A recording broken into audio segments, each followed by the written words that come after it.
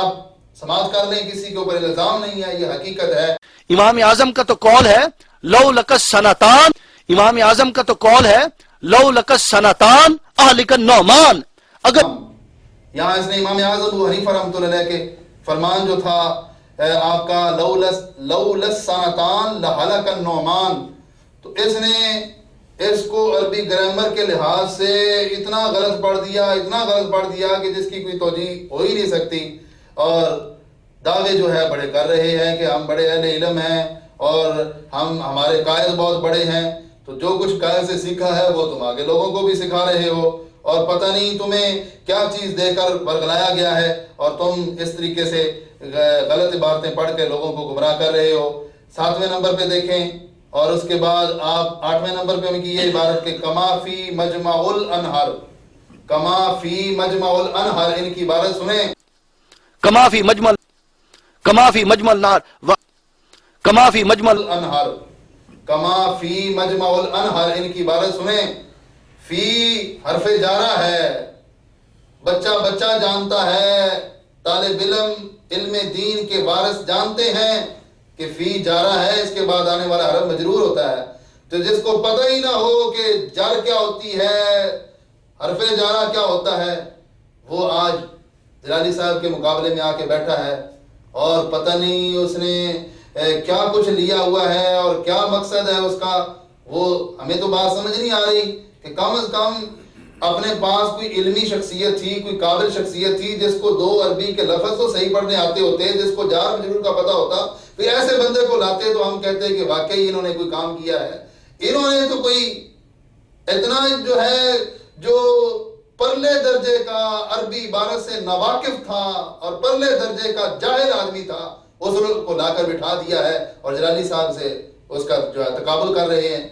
اب آگے دیکھیں، 9ویں نمبر پر اس نے لفظ بولا ہے استغفار، اختلاف ہو وہاں توبہ و استغفار کا حکم، اختلاف ہو وہاں توبہ و استغفار کا حکم، اختلاف ہو وہاں توبہ و استغفار، حالانکہ اس کو اتنا بھی پتہ نہیں ہے، صرف کی یہ کتاب جو پڑھا ہوتا نا کوئی چھوٹی موٹی، تو اس میں اس کو پتہ ہوتا کہ یہ مصدر ہے باب استفعال کی، تو یہ مصدر جو ہے اس کا وزن استفعال کے وزن پہ استغفار ہوتا ہے، استغفار نہیں ہوتا۔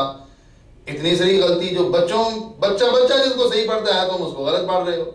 اور اس کے بعد 10ویں نمبر پہ اس نے یہ کہا کہ الخلافۃ علی قسمین، فرماتے ہیں کہ الخلافت حاضل قسمین، خلافت کی 2، فرماتے ہیں کہ الخلافت حاضل قسمین، خلافت کی 2، فرماتے ہیں کہ الخلافت حاضل قسمین، جو قسم لفظ ہوتا ہے قسم، جس طرح قسم کی تم نے گالیاں دیں، اس کو ہم یہ نہیں قسم کی تم نے گالیاں، کتنی بڑی غلطی ہے، تو تم نے قسمین کہہ دیا، قسم کی تسنیہ بنا دیا، حالانکہ یہ قسم کی تسنیہ ہے، تجھے تو تسنیہ کا بھی پتہ نہیں ہوگا، تجھے میں کیا سناؤں، تجھے تو تیرے پڑھانے والے بھی جوتے مارتے ہوں گے کہ تو نے ہماری بدنامی کروا دی، ایسے لفظ بول کر ہم تمہیں اپنے ترجمان بنانا چاہتے تھے۔ ترجمانی ہمیشہ وہی بندہ کرتا ہے کہ جو صلاحیت رکھتا ہو، تو یہ ترجمان ایسا بنا کے انہوں نے اپنا جو ہے سارا کچھ واضح کر دیا کہ ان کے اندر کیا کچھ ہے اور کہ کتنی یہ صلاحیت رکھنے والے ہیں لوگ ہیں۔ 11ویں نمبر پہ یہ کہا کہ جمع بعد العارفین، 11ویں نمبر پہ یہ کہا کہ جمع بعض العارفین بین الحدیث المشغرۃ والمسرح، جمع بعض العارفین بین الحدیث المشغرۃ والمسرح، جمع بعض العارفین بین الحدیث المشغرۃ والمسرح، جمع بعض العارفین، حالانکہ لفظ جامع یجمع یہ ماضی کا صیغہ ہے اور بعض العارفین یہ اس کا فاعل ہے، اور اس نے اتنی بڑی سری غلطی کر دی۔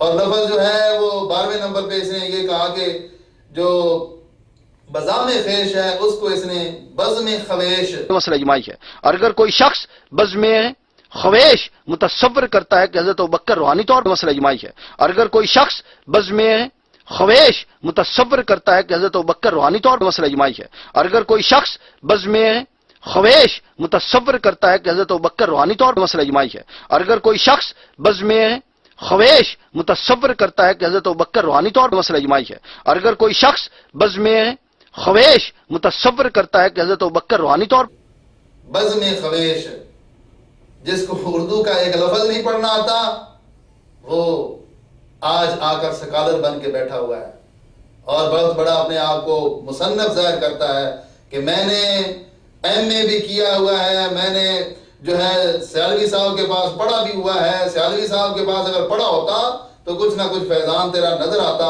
اگر سیالوی صاحب نے تیرے نام نہاد شیخ منہاج پر کفر کا فتویٰ لگایا ہے تو کم از کم تیری رائے اپنے استاد کی رائے کے ساتھ متفق ہوتی، یا کم از کم جو ہے تو ان کو اس حد تک تو مانتا کہ وہ اپنی جگہ پہ بالکل صحیح کہہ رہے ہیں، اگرچہ ان کی فکر کے ساتھ تو متفق نہ ہوتا، لیکن اتنا تو کم از کم تیرے کے اندر یہ وفاداری ہونی چاہیے تھی کہ تو اپنے استاد کو غلط نہ کہتا۔ تو جو ظاہر ہے اپنے استاد کو غلط کہتا، اس کے اندر علم کہاں سے آ سکتا ہے؟ اس کے اندر یہی جہالت ہوگی۔ علم تو آتا ہے ادب سے، جو اپنے اساتذہ کے خلاف بکواس کرے وہ علم کی کس چیز سے واقف ہوگا؟ وہ بالکل جو ہے اس بارے میں جھوٹا ہے اور اساتذہ کا بے ادب اور گستاخ ہے، اس کو کبھی بھی علم نہیں آ سکتا۔ یہ کہہ رہا ہے۔ اور 13ویں نمبر پہ اس نے حضرت علی رضی اللہ تعالیٰ کی محبت میں جو اس نے لفظ بولا تو آگے کہا کرتے ہیں، غلو کرتے ہیں۔ نہیں نہ کرے، انہوں نے غلو حضرت علی کی محبت میں غلو کو، مطلب یہ اپنا مزاج ہوتا ہے نا، بعض کی طبیعت ہے کہ حضرت علی میں جتنا غلو کرو، جتنا آگے بڑھ جاؤ، سب جائز ہے، نہیں نہ کرے۔ انہوں نے غلو حضرت علی کی محبت میں غلو کو، مطلب یہ اپنا مزاج ہوتا ہے نا، بعض کی طبیعت ہے کہ حضرت علی میں جتنا غلو کرو، جتنا آگے بڑھ جاؤ، سب جائز ہے، غلو کرتے ہیں۔ اس کو یاد ہونا چاہیے کہ لفظ غلو ہوتا ہے، غلو غین کے اوپر پیش ہے، غلو لفظ ہوتا ہے تو اس کو یہ غلو پڑھ رہا ہے۔ اگر اس نے یہ ساری چیزیں سیکھنی ہے تو کم از کم کسی سنی عالم کے پاس جائے اور جا کر سیکھے، پھر اس کو پتہ چلے گا کہ علم کیا ہوتا ہے، ورنہ خام خواہ وہ باتوں کو طول دیتے رہیں گے اور گالیاں کے سوا جو ہے ان کے کام ہی نہیں ہوگا۔ اس کے بعد آپ دیکھیں جس بندے نے اتنی ساری غلطیاں کی ہیں اس کا اپنے بارے میں دعویٰ کتنا بڑا ہے۔ وہ کہتا ہے کہ نام نہاد پاکستانی علماء جو اپنے آپ کو اہل علم کہتے ہیں لیکن وہ علم کی عین سے بھی واقف نہیں۔ جلالی ہے، اس میں عرفان شاہ مشہدی ہے، باقاعدہ نام لے کر جلالی صاحب کا، جلالی صاحب کا نام لے کر، عرفان شاہ صاحب کا نام لے کر یہ کہا کہ علم کی عین سے بھی واقف نہیں۔ کہنے والا کون ہے؟ جو قرآن پاک کی آیت کو لا تقربو پڑھ رہا ہے اور جو حدیث کو آزنتہو پڑھ رہا ہے، وہ دوسروں کو کہہ رہا ہے کہ علم کی عین سے بھی واقف نہیں۔ یار کچھ نہ کچھ تو بندے کے اندر سوچ ہونی چاہیے۔ میرا جی تو بہت چاہتا ہے کہ لفظ جس طرح کے تو نے بولے ہیں میں بھی ایسے لفظ بولوں، لیکن مجھے یہ چیزیں الزام علماء کو دے رہا ہے جنہوں نے پی ایچ ڈی کی ہے، مکمل درس نظامی میں انہوں نے پوزیشنیں حاصل کی ہیں۔ درس نظامی کیا جو پڑھنے والا ہے، تنظیم المدارس کا کورس کرنے والا ہے، وہ امامت کے قابل بھی نہیں ہوتا۔ امامت کے قابل تم اسی کو سمجھتے ہو جو تمہارے نام نہاد شیخ الاسلام کا پیروکار ہو، جو اس کی غلط افکار کو اپنانے والا ہو، وہی امامت کے قابل ہوتا ہے۔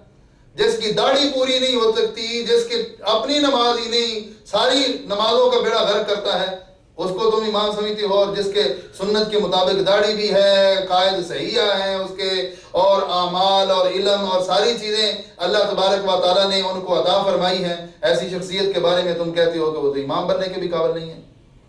اور اس کے بعد یہ کہتا ہے کہ یہ جلالی کی چال ہے اور اس کا بغض ہے شیخ الاسلام سے۔ ماشاءاللہ، بغض ہم کیسے کریں؟ ہمیں کیا ضرورت ہے ایسے شخص کے بغض کرنے کی؟ بغض تو ہمیشہ حسد بغض اس سے ہوتا ہے کہ جس پہ اندر کوئی کمال ہو، کمال پر بغض کیا جاتا ہے۔ کسی کی جو اتنی سری غلطیاں ہوں اور غلطیاں ہمیشہ کرتا ہی جائے، اس سے کوئی بندہ بغض نہیں کرتا، اس کے بندہ کیچڑ کی نشاندہی کرتا ہے کہ یہ تو الزام لگا رہا ہے، غلط پڑھ رہا ہے، اس کی نشاندہی کی جاتی ہے۔ اگر کوئی نشاندہی کا نام حسد رکھ دے، بغض رکھ دے، تو یہ گویا کہ ساری تاریخ کو مسخ کرنا ہے اور تعریفات کو بدل ڈالنا ہے۔ کم از کم بندے کو فرق اتنا پتہ ہونا چاہیے کہ بغض کیا ہوتا ہے اور جو اصلاح کیا ہوتی ہے۔ اصلاح میں اور بغض میں فرق کرو. جلالی صاحب کو تمہارے ساتھ کوئی بغض نہیں، ہمیں تمہارے ساتھ کوئی حسد نہیں، اس لیے کہ تمہارے اندر کمال ہی نہیں. پہلے کمال پیدا کرو. اور کمال کب آئے گا؟ کہ جو ہم تمہاری اصلاح کر رہے ہیں، اگر تم اس اصلاح کے پیروکار ہو گئے، اصلاح آ گئی، تو پھر کچھ نہ کچھ تمہارے اندر بھی یہ صلاحیت آ سکتی ہے کہ تمہارے ساتھ لوگ رشک کریں گے کہ واقعی یہ لوگ قابل رشک ہیں. لیکن تمہارے اندر جب تک اصلاح نہیں آئے گی اس وقت تک علم نہیں آ سکتا. چوتھے نمبر پہ اس نے یہ کہا کہ اس جیسے لوگوں نے داڑھی کے تقدس کو پامال کر دیا. جلالی جیسے فتنہ پرور لوگوں نے یہ اتنے گھٹیا لفظ بولے کہ داڑھی کے تقدس کو پامال کر دیا. داڑھی کے تقدس کو ہم پامال کر رہے ہیں، جلالی صاحب پامال کر رہے ہیں. جو داڑھی کے اوپر کینچی چلا کر سنت رسول صلی اللہ علیہ وسلم کو کاٹنے والا ہے وہ پامال نہیں کر رہا. جو کاٹ کر اس کو نیچے پھینک رہا ہے وہ پامال نہیں کر رہا. جس نے سنت رسول کو اپنے چہرے پہ سجایا ہوا ہے وہ پامال کر رہا ہے. پوری امت کا اجماعی مسئلہ مشت داڑھی رکھنا، ایک مٹھی داڑھی پوری امت کا اجماعی مسئلہ تھا. اس کو پامال کرتے ہوئے تم نے اس کو کاٹ دیا، کینچی چلا دی اس کے اوپر.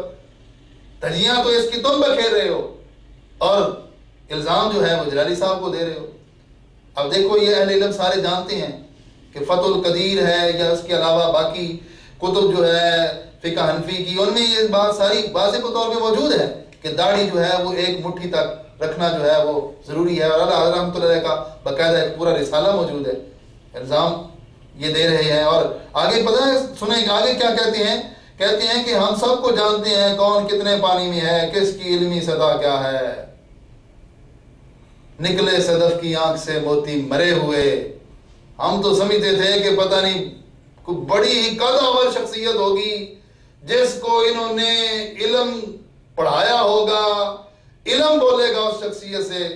لیکن جس وقت وہ بولا تو سوائے گالیوں کے کچھ نہ نکلا. بہت شور سنتے تھے پہلو میں دل کا، جب چیرا تو ایک قطرہ بھی خون نہ نکلا. بڑے علم کے دعوے تھے، جب ان کو کھول کے دیکھا گیا تو وہ ایک حدیث پاک، ایک قرآن مجید کی آیت وہ صحیح نہ پڑھ سکے. اور آج بھی میں پورے وثوق سے کہتا ہوں کہ اگر واقعی تمہیں اپنے علم پہ ناز ہے اور واقعی یہ صلاحیت کے مالک ہو تو پھر آؤ ذرا حدیث پاک کی عبارت پڑھ کے سناؤ، قرآن پاک کی صحیح تلاوت کر کے دکھاؤ. اگر تمہیں یہ چیزیں نہیں صحیح کرنا آتی تو پھر کم از کم اپنے آپ کو اس سٹیج پہ نہ لاؤ، جو تمہارا مرتبہ ہے اسی پہ ہی اپنے آپ کو رہنے دو. کہ شیخ الاسلام کو چھوڑو تم اس کے شاگرد پر برے نہیں اتر سکتے. واہ جی واہ، تمہارے شیخ الاسلام نے جو گل کھلائے ہیں وہ بیچارے رو رہے ہوں گے کہ اتنی پکڑ آج تک میری کسی نے نہیں کی ہوگی جتنی جلالی صاحب نے پکڑ کر دی ہے. جلالی صاحب نے صحیح نشاندہی کرتے ہوئے اصلاح کی ہے کہ اپنا کم از کم قد بڑھانے سے پہلے کچھ نہ کچھ علمی قابلیت جو ہے وہ بھی پہلے ہونی چاہیے. لیکن اس شخص نے یہ کہا کہ شاگرد پر پورے نہیں اتر سکتے. تیرے جیسے شاگرد جو ہیں ان کے ساتھ پورے نہیں اتر سکتے. گالیاں دینے میں کہہ رہا ہے کہ میرے ساتھ پورے نہیں اتر سکتے، کہ تو ایک منٹ میں کئی گالیاں نکال جائے گا، مخالف جو ہے اتنے نہیں نکال سکے گا. اس پر پورے نہیں اتر سکتے. یا کس چیز میں پورے نہیں اتر سکتے؟ کیا چیز تو پورا اتروانے کے لیے ہمیں تقابل دے رہا ہے؟ پہلے اس کا کوئی تعین تو کرنا. اگر ناموس رسالت کی بات ہے اس پہ کوئی پورا نہیں اتر سکتا، کوئی ہمارے ساتھ مقابلہ نہیں کر سکتا. میں جلالی صاحب کا ادنا سا شاگرد تجھے دعوت دیتا ہوں، بلکہ تیری پوری ذریت کو اور تیرے پورے جو ہے ٹولے کو میں دعوت دیتا ہوں کہ جس محاذ پر مرضی اس موضوع پر بات کر لے. تیری ہر بات کا جواب نہ دوں اور تیری بولتی بند نہ کر دوں تو مجھے جلالی صاحب کا شاگرد نہ کہنا.